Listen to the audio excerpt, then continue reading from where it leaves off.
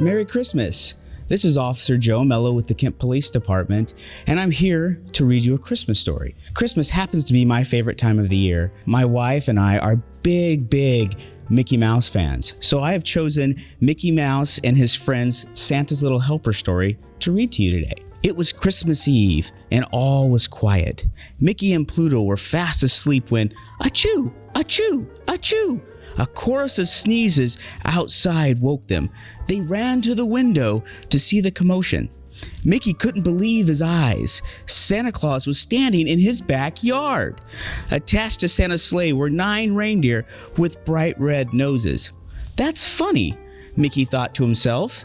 Isn't Rudolph supposed to be the only one with a red nose? Mickey ran outside in his pajamas. "Merry Christmas, Santa," he said. "Is something wrong?" "It's all this sneezing," Santa said.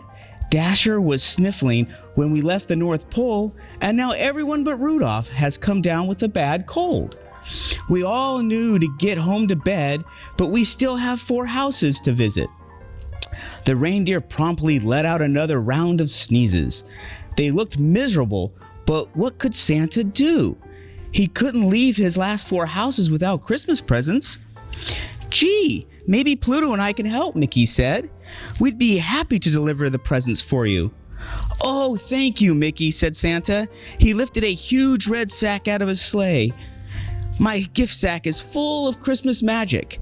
It will help you make the deliveries." Santa Claus handed Mickey a list of presents to deliver.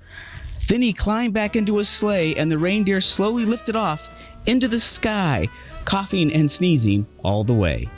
Mickey pulled his sled from the garage and hauled it over to the giant sack of gifts. He expected the bag to be very heavy, but when he picked it up, it was light as a feather. "That must be the Christmas magic Santa mentioned," Mickey said. "Come on, Pluto, let's finish Santa's deliveries." Pluto grabbed his sled's rope in his mouth. He stepped forward to pull it behind him when suddenly, Pluto, Mickey, and the sled rose into the air. They were flying. "Whoa, more Christmas magic," Mickey said, holding tight as the sled steered itself to their very first stop. In no time at all, the sled landed on Daisy's roof. Mickey and Pluto quickly hopped out. How do you think I get inside?" Mickey asked, lifting the Christmas sack over his shoulder. "Santa goes down the chimney. Should I try it?" Pluto nodded, and Mickey walked to the chimney. He leaned over and looked down. Before he knew it, he was sliding into Daisy's living room. He landed on the ground with a puff of chimney smoke. "This Christmas magic takes some getting used to," he said as he rubbed his sore backside. Mickey looked over Santa's list and then took Daisy's gifts from the giant sack. He had just finished arranging them under the tree when he saw the treats Daisy had left for Santa. "I'm sure she wouldn't mind if I ate them since I'm filling in for Santa," Mickey said, happily munching on the cookies. Mickey quickly filled Daisy's stocking and then looked up the chimney. Suddenly, whoosh! Mickey was whisked back to the roof. When he saw Pluto, Mickey realized he hadn't brought a cookie for his friend. "I'm sorry, Pluto. I promise I'll get you a treat at the next house," he said. The next delivery was Goofy.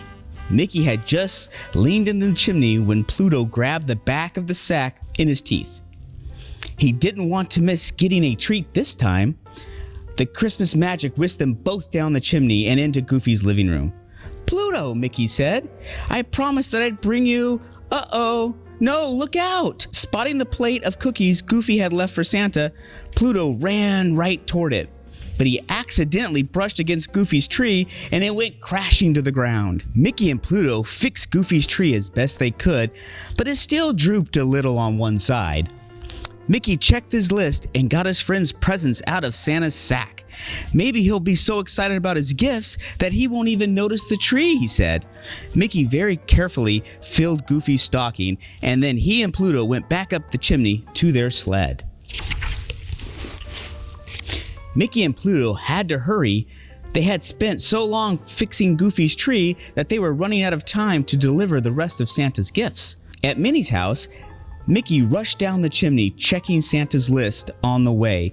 He pulled her gifts from Santa's sack, placed them under the tree, and then filled her stocking with goodies. On his way to the chimney, he grabbed 2 cookies, one for him and one for Pluto. When they landed on Donald's roof, Mickey got right to work this time. He dropped down the chimney, pulled out the list, and headed straight to the tree. He pulled Donald's presents from the sack, 1, 2, 3. "Uh-oh," Mickey said. "There are supposed to be 4 gifts, but there are only 3 left in the bag. Did I drop one?" Mickey looked everywhere by the chimney, under the table, behind the chair. As he was crouching to look beneath the sofa, Mickey heard footsteps up the stairs. Donald was awake. Mickey grabbed Santa's sack and raced to the chimney. "The stocking," he cried. Mickey quickly filled his friend's stocking. He had just finished when one of Donald's feet appeared at the top of the stairs.